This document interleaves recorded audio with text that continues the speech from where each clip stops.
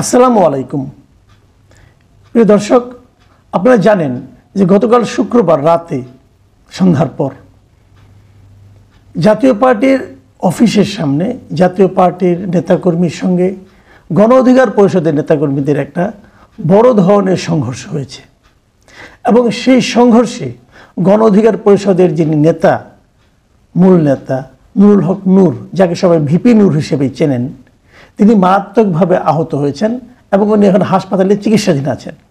কিন্তু প্রশ্ন হচ্ছে, এই সংঘর্ষটা কেন হলো? সংঘর্ষটা কে করলো? জাতীয় পার্টির দিক থেকে বলা হচ্ছে যে তাদের অফিসে গণ অধিকার পরিষদের লোকজন আক্রমণ করেছিল, আর বিপরীত দিকে গণ অধিকার পরিষদের পক্ষ থেকে বলা হচ্ছে যে তারা নাকি সামনে দিয়ে একটা মিছিল নিয়ে যাচ্ছিল বিজয়নগর দিয়ে, তখন নাকি ওই জাতীয় পার্টির অফিসের সামনে কিছু লোক বসেছিল, তারা নাকি তাদের মিছিলের উপর অ্যাটাক করেছে।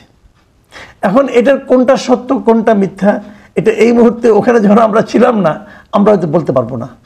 কিন্তু বাস্তবতা হলো আক্রমণটা হয়েছে, এবং আরও বাস্তবতা হলো ঘটনাটা ওখানে দুবার ঘটেছে। একবার সন্ধ্যা দিয়ে ঘটেছে, দ্বিতীয়বার আবার জাতীয় পার্টির অফিসের সামনে আক্রমণটা হয়। প্রথম গণ অধিকার পরিষদের লোকজন চলে যায়, পরে তারা আবার আসে। এবং আমি বিভিন্ন পত্রপত্রিকায় যে রিপোর্ট পড়লাম, সেখানে আমি দেখতে পেলাম যে দ্বিতীয় দফা যখন আসে তারা, তখন সেনাবাহিনী পুরো জিনিসটাকে শান্ত করতে যেয়ে সবাইকে 10 মিনিটের সময় দেয়। তারা বিশেষ করে গণ অধিকার পরিষদের লোকজনকে বলে 10 মিনিটের সময় দেওয়া হলো যেন তারা চলে যায়। কিন্তু তারপর না যাওয়ায় তাদের উপর ব্যাপক লাঠিচার্জ করা হয়।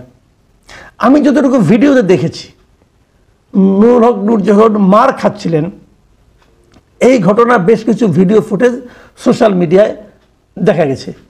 আমি যতটুকু দেখেছি, জাতীয় পার্টির কেউ তাকে মারেনি, মানে উর্দিপাড়ার লোক কেউ একজন তাকে মেরেছে, একজন না একাধিকজন মেরেছে। এই দৃশ্য আমি দেখেছি। এটা কি সেনাবাহিনী সেই নির্দেশনা না মানার কারণে ওনাকে মারা হয়েছে, আমি ডিটেল বলতে পারবো না। তবে এক্ষেত্রে আইএসপি এর একটা বিবৃতি পাওয়া গেছে। আইএসপি এর বিবৃতিটা আপনাদেরকে আমি পুরোটা পড়ে শোনাতে চাই যে তারা আসলে কি বলছে। আইএসপি এর বলেছে যে ঘটনার শুরুতে আইন শৃঙ্খলা রক্ষাকারী বাহিনীর সদস্যরা উভয় পক্ষকে শান্ত থাকতে এবং শান্তিপূর্ণভাবে স্থান ত্যাগ করার জন্য ও দেশের বিদ্যমান আইনের প্রতি শ্রদ্ধাশীল থেকে শান্তিপূর্ণ প্রক্রিয়ায় নিজেদের মধ্যে মতপার্থক্য দূর করার জন্য অনুরোধ জানায়। তবে বারবার অনুরোধ সত্ত্বেও কতিপয় নেতাকর্মী তা উপেক্ষা করে মব ভায়োলেন্সের মাধ্যমে পরিস্থিতি অশান্ত করার চেষ্টা করে। এটা কিন্তু ইম্পর্টেন্ট কথা যে কতিপয় নেতাকর্মী, সবাই কথা বলা নয়, বলছি কতিপয়। এবং তারা কি করে? তারা মব ভায়োলেন্সের মাধ্যমে পরিস্থিতিকে অশান্ত করার চেষ্টা করে।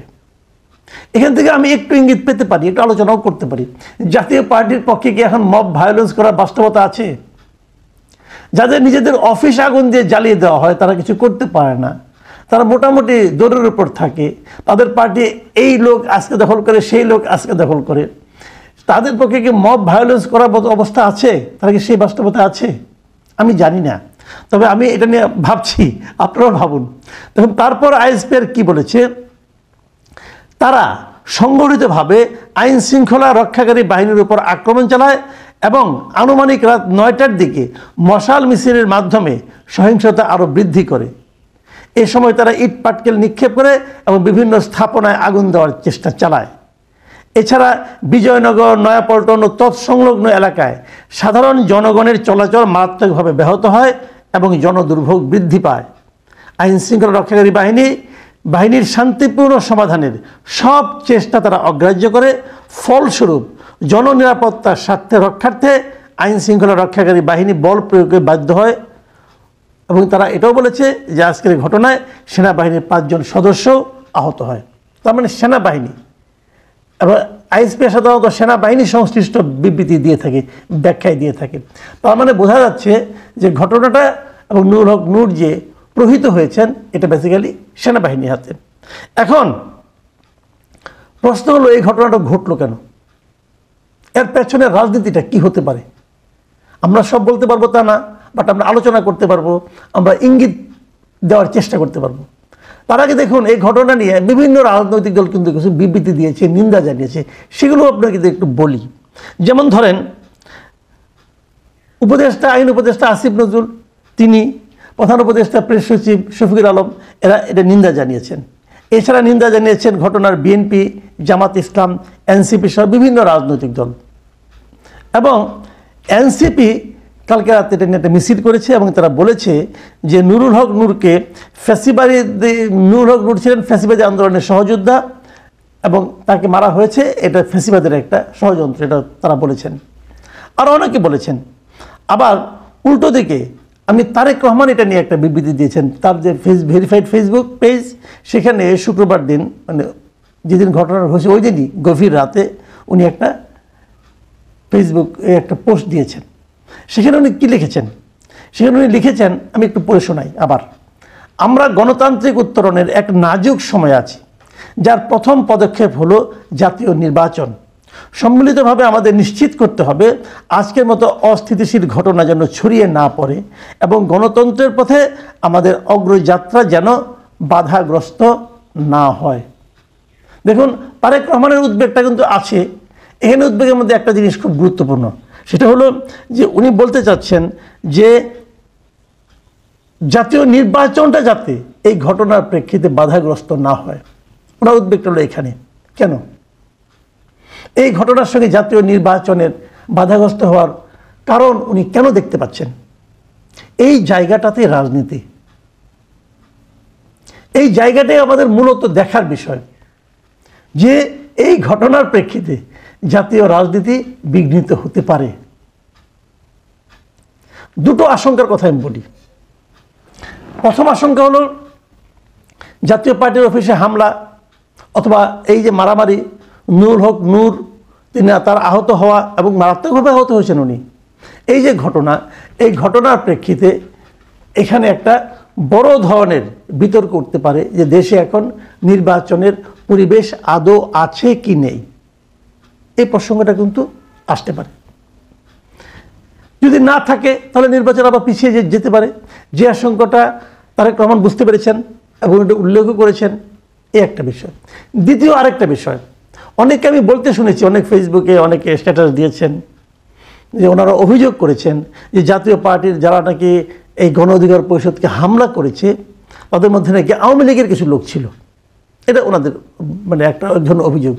এই অভিযোগটাকে আমার কাছে খুবই মতলবী মনে হয়েছে। মতলবী কেন? মতলবী এ কারণে যে তারা হয়তো বলতে চাচ্ছেন যে জাতীয় পার্টির উপর ভর করে আওয়ামী লীগের লোকজন পুনর্বাসিত হচ্ছে। এই কথাটা দুভাবে ব্যাখ্যা করতে পারি আমরা।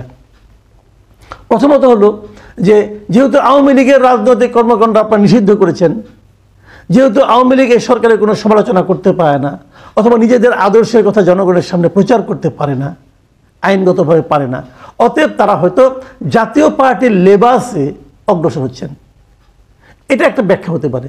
আবার এই ব্যাখ্যার একটা দুর্বল দিকও আছে। দুর্বল দিক আছে এই কারণে যে জাতীয় পার্টির কোনো সন্দেহ নাই আওয়ামী লীগের পুরো শাসন আমল তারা আওয়ামী লীগের সঙ্গে ছিল, গৃহপালিত বিরোধী দল হিসেবে ওই সময় তাদেরকে নিয়ে হাসি ঠাট্টাও করা হতো, এটা সত্য। কিন্তু পাশাপাশি এটাও তো সত্য যে ওনাদের একটা পলিটিক্যাল পার্টি, এটা তারা কীভাবে আওয়ামী লীগের সঙ্গে বিলীন হয়ে যাবে সেটা তো আর সম্ভব নয়। বরঞ্চ উল্টো হতে পারে যে আওয়ামী লীগের অনেকে তাদের এখানে এসে যোগ দিতে পারে। এখন সেটা যদি দেয় এটা জাতীয় পার্টির পক্ষে কি নিষেধ করা সম্ভব?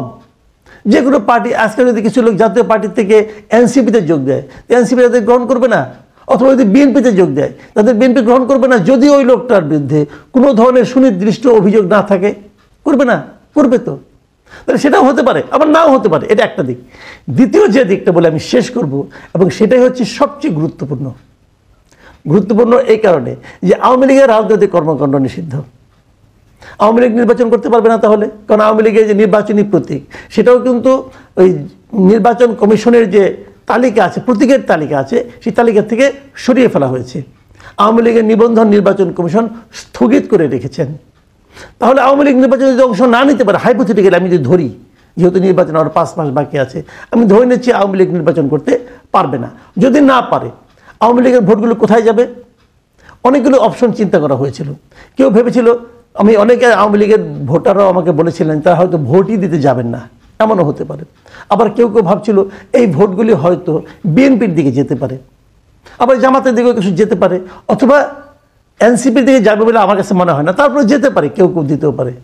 কিন্তু সবচেয়ে যে বড় সম্ভাবনাটা কথা এখন আলোচিত হচ্ছে যে যদি জাতীয় পার্টি নির্বাচন করে এবং যদি সারা দেশে আওয়ামী লীগের সমস্ত ভোট জাতীয় পার্টিতে চলে আসে, তাহলে কিন্তু নির্বাচনে একটা ডিজাস্টার হয়ে যেতে পারে। ডিজাস্টার কি অর্থে আমি বলি, ডিজাস্টার আসলে নেতিবাচক অর্থে বললাম, আসলে ডিজাস্টার না, মানে নির্বাচনের যে ফলটা সবাই ভাবছেন যে এটাই হবে এটাই হবে, তার একদম আমূল পরিবর্তিত একটা ফল আসতে পারে। কাজেই এটাকেও কিন্তু কেউ কেউ ভয় পেতে পারে। কেউ যদি ভাবে যে আমাদের তো নিশ্চিত যে আমরা দ্বিতীয় স্থানে থাকবো, দেখা গেলো তারা দ্বিতীয় স্থানে আর থাকতে পারলো না, তখন তারা তো আতঙ্কিত হতেই পারে। আর এই যে আতঙ্ক, এখান থেকে বের হওয়ার উপায় কি? সম্ভাব্য একটা উপায় হলো জাতীয় পার্টিকে নিষিদ্ধ করে দেওয়া। আপনি নিষিদ্ধ কিভাবে করবেন? আওয়ামী লীগকে তো করেছেন, জাতীয় পার্টিকে কিভাবে করবেন? যদি আপনি বলতে পারেন, দেখাতে পারেন যে জাতীয় পার্টিও ফ্যাসিস্ট কর্মকাণ্ড করছে, তার অফিসের সামনে দিয়ে কেউ মিছিল নিয়ে গেলে তারা আক্রমণ করছে, এই আচরণগুলির প্রেক্ষিতে যদি তাদেরকে আপনি নিষিদ্ধ করার একটা চেষ্টা করেন অথবা নিষিদ্ধ করতে পারেন, তাহলে কিন্তু ওই যে আতঙ্কের কথা বললাম সেটা কিন্তু আর থাকবে না। এবং আমার ধারণা আজকালকের মধ্যে দেখবেন এই আলোচনাটা উঠতে থাকবে যে জাতীয় পার্টিকেও নিষিদ্ধ করতে হবে অথবা জাতীয় পার্টিকেও নির্বাচনের বাইরে রাখতে হবে।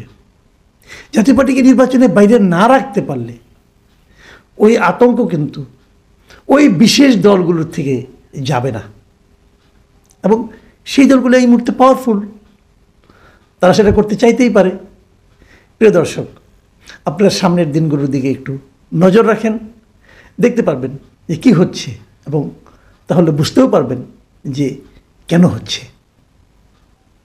এখন এ পর্যন্তই। আল্লাহ হাফেজ।